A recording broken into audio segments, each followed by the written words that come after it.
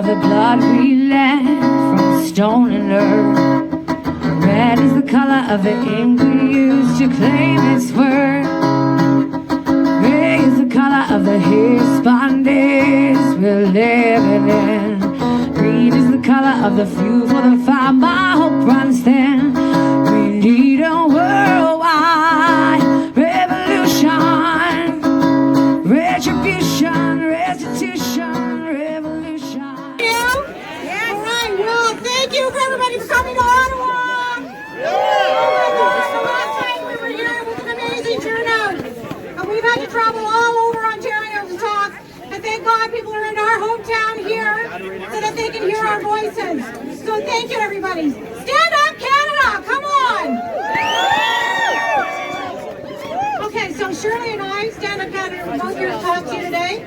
And I'm going to go first. I guess rock, paper, scissors. So I just wanted to talk to everybody really about right now. There's 6 levels of protection when it comes to human rights. And I wanted to remind everybody of those today. So in case everybody didn't know, Stand Up Canada, our job is to empower Canadians to know their legal rights. And not only to know their legal rights, but how they can use the law to defend themselves. So that's our mandate. So we have 6 fundamental levels of protection when it comes to human rights. The first one, 1946, the Nuremberg Trials. That was 75 years ago. Those trials were for the prosecutions of crimes against humanity that came out of World War II. And if everybody doesn't remember, I mean, we're outliving our history, which is why we're doomed to repeat it. But World War II happened between 1939 and 1945. It lasted for 6 years. That was the Second World War. The First World War, they vowed there wouldn't be another one, and there was. I mean, are we heading to a World War III now? We have to look at what's happening.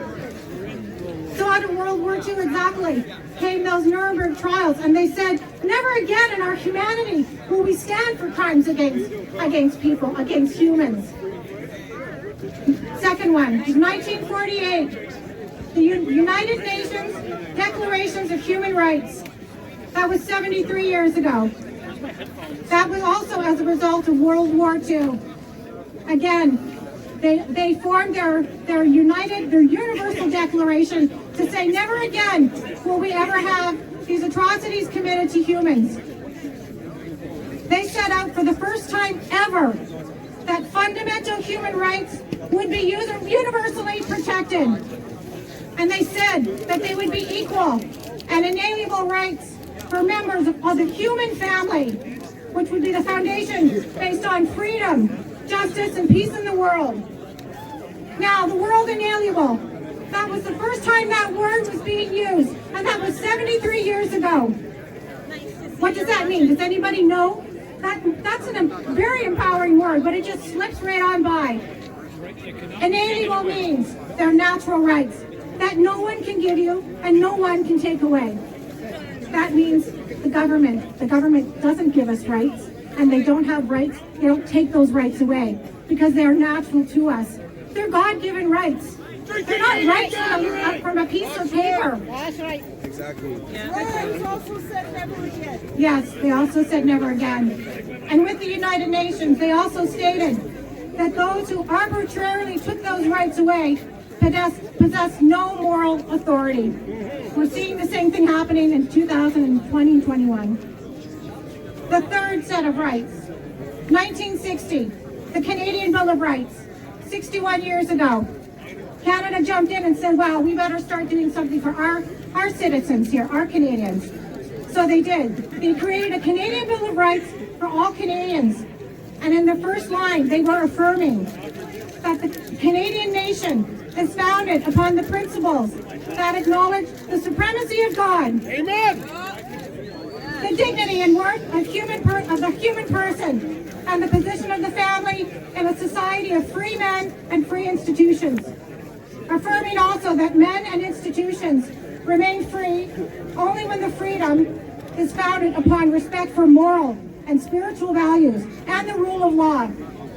This is the second time we've seen a reference to a supremacy of God, inalienable rights.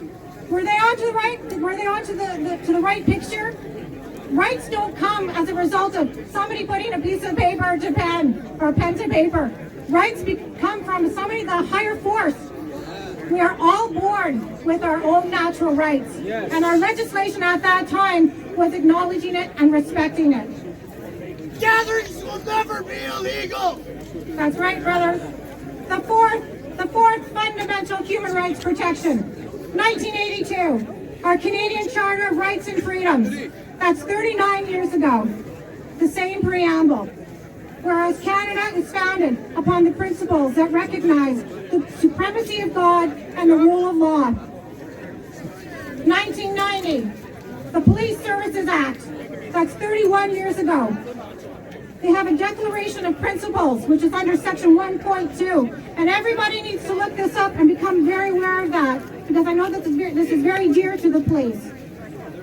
Their principle states the importance of safeguarding the fundamental rights guaranteed by the Canadian Charter of Rights and Freedoms and the Human Rights Code. Now, I'm sure every province has theirs. This is Ontario's. This is only 31 years ago. Only 31. That is not a long time. 1, 2, 3, 4, 5, 6. Sorry. The last one. 1991. Following on the heels of the Police Services Act in Ontario, came their sworn oath by police officers 30 years ago. It says, I solemnly swear that I will be loyal to Canada and that I will uphold the Constitution of Canada, which is our Canadian Charter of Rights and Freedoms, and that I will, to the best of my ability, discharge my duties as a member of the Police Services Board and fully, faithfully and impartially, according to the Police Services Act, any other regulation, rule, or bylaw. So we have these 6 universal and Canadian human rights priorities or protections to guarantee our human rights, that they'll be protected.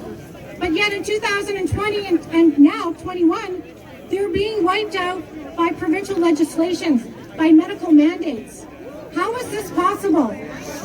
We have 6 levels. I'm going to repeat it. We have a universal level, and then we have 5 Canadian national levels, 2 of which are provincial. We have all these levels of protection, and yet it's coming through the back door.